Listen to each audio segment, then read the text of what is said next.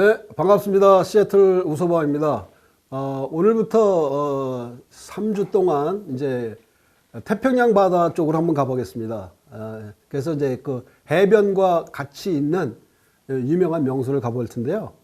제일 먼저 폴스보라고 하는 곳을 한번 가보겠습니다. 그 워싱턴주의 동쪽에 독일 마을이라고 불리우는 레브널스가 있는가 하면 서쪽에는 노르웨이 마을이라고 불리우는 작은 마을 폴스보가 있는데요. 오늘은 노르웨이 마을이면서 바이킹 마을이라고 불리우는 그 폴스보를 소개하도록 하겠습니다. 그 워싱턴주에는요, 카운티라는 개념이 있습니다. 카운티. 그러니까 우리나라로 따지면 경기도, 경상도, 충청도 이런 식으로 이렇게 나눠놨는데 그런 규모의 보다 훨씬 크고 작은 그런 규모의 카운티라는 개념이 있는데요. 카운티 안에 또 시가 있죠. 시리가 있는데요. 워싱턴주에는 39개 카운티가 있습니다. 근데 이 폴스보가 속해 있는 카운티는 키삽 카운티라고 합니다. 그래서 키삽 카운티 안에 리버티 베이, 이렇게 항구, 바닷가와 연해에 있는 리버티 베이에 있는 도시입니다. 그래서 여기를 현재 인구는 약 1,900명 정도의 1,900명이 안 되는 아주 조그만 마을입니다만은 매년 그 여름철만 되면 바이킹 축제라고 해서 엄청난 사람들이 몰리는 곳인데요.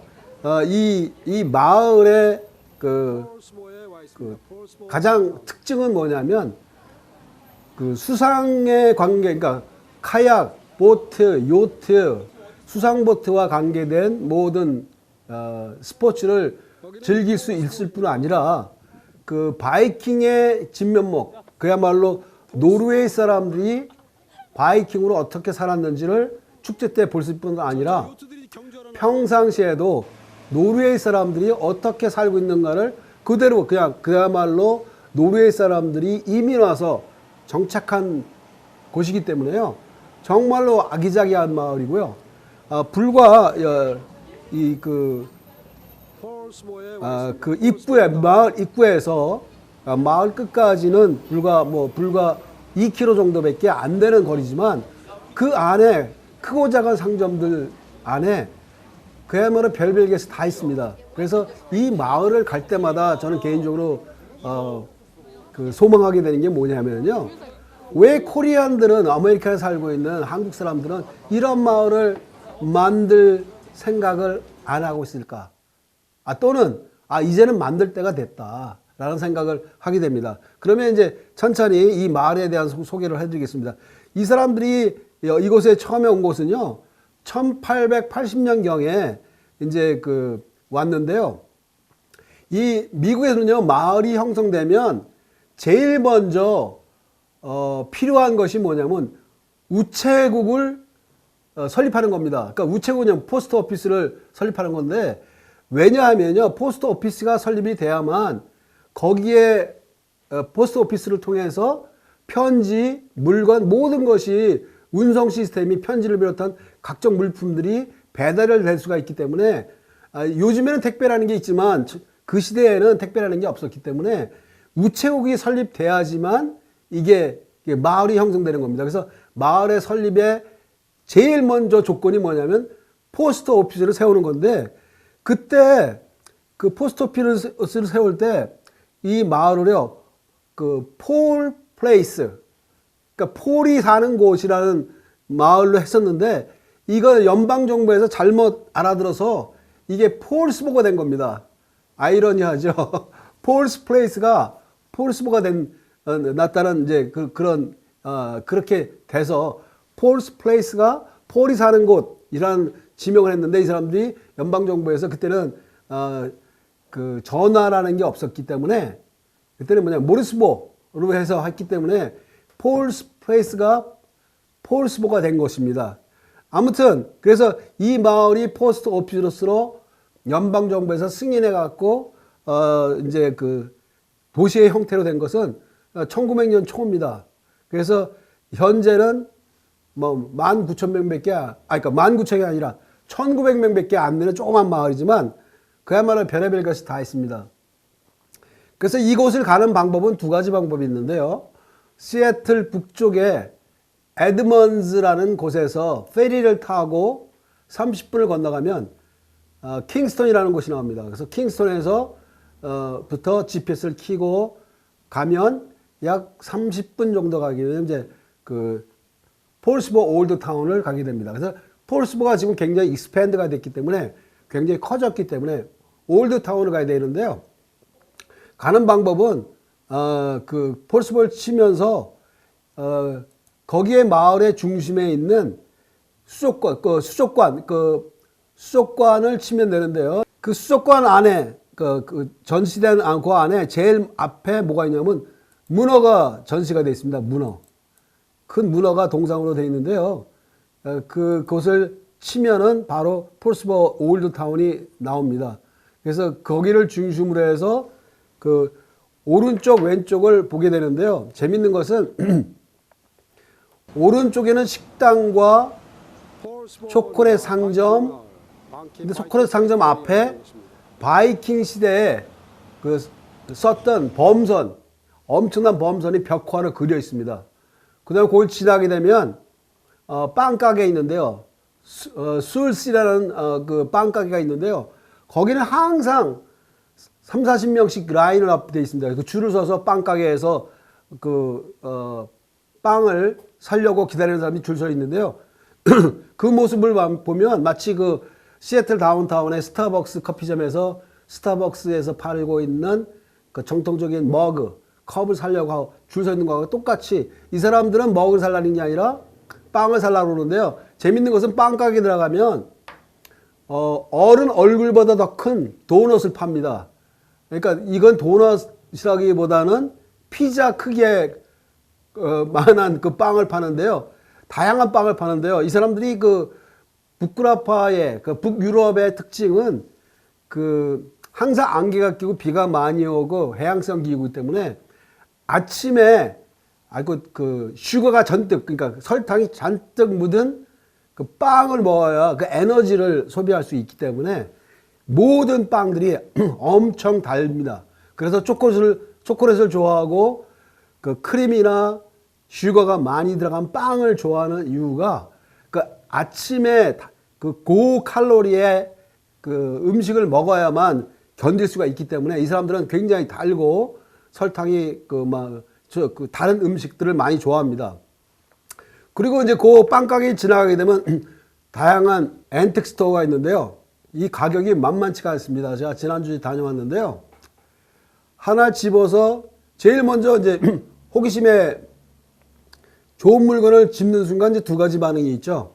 이거 멋있다 라고 딱 집는 순간 제일 먼저 보게 되는 게 당연하게도 이제 가격을 보게 되는데요.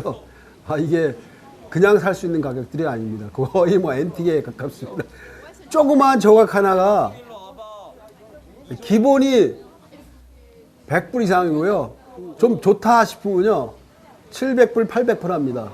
물론 앤틱뿐 아니라 그 다양한 상점을 통해서 뭐 페인팅 그 호숫가 그 항구에 있는 그 배들을 그린 그림, 그다음에 그 주변에 그 단풍진 가을에 그 해변에서 그 찍은 사진을 통해서 페인팅한 그 오일 페인팅을 볼 때요.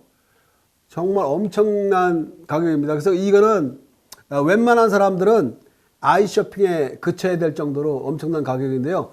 그럼에도 불구하고 지금 팬데믹 상황에서도 엄청난 사람들이 몰려 있습니다. 제가 평일에 갔는데도 사람이 엄청 많습니다. 그리고 그뿐 아니라 그 마을을 계속 지나가게 되면 현재는 사용하지 않지만 빨간색 페인팅으로 된 060 박스가 있는데요.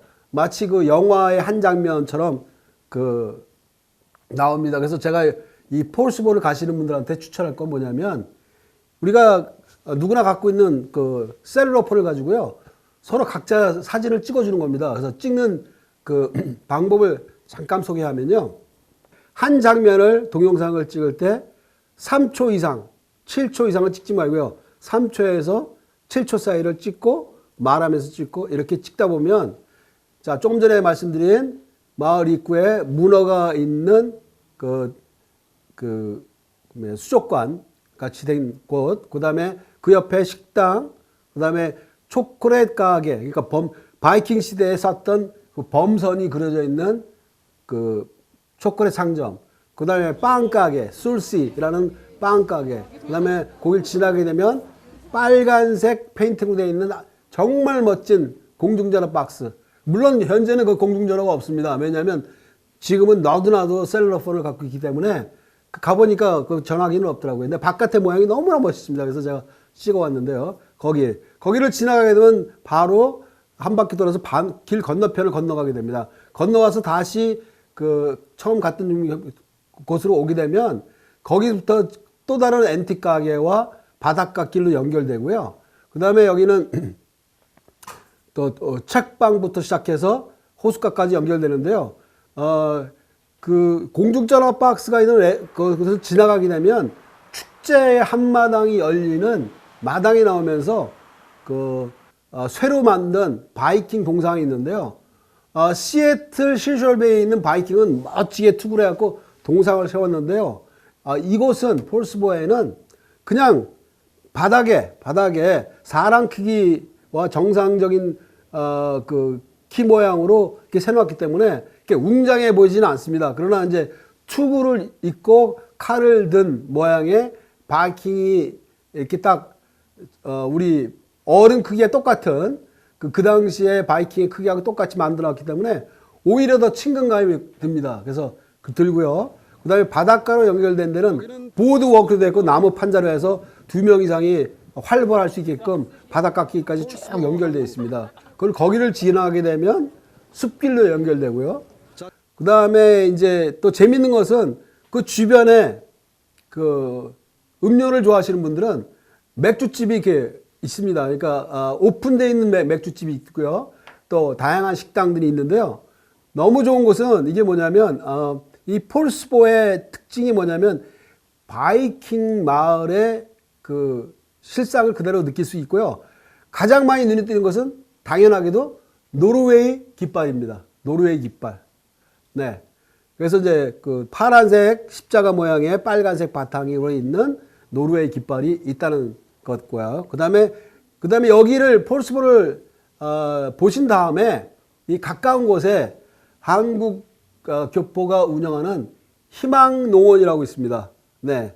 그 폴스보를 다 구경하고 나서 거기까지 가는데 약 7분 정도밖에 안 걸립니다. 16에이커를 가지고 농사를 짓는 분을 만날 수 있습니다. 그래서 오늘은요, 폴스보를 소개했고요. 다음에는 이제 태평양 쪽으로 한번 가보겠습니다. 그 웨스트포트라고 하는 웨스트포트 가는 길에 있는 바럴 비치라는 곳에 있습니다. 바럴 비치. 병 모양의 비치. 비치가 있는 그 바럴 비치 스테이트 파크 주립공원을 소개하도록 하겠습니다. 감사합니다. 다음 주에 뵙겠습니다.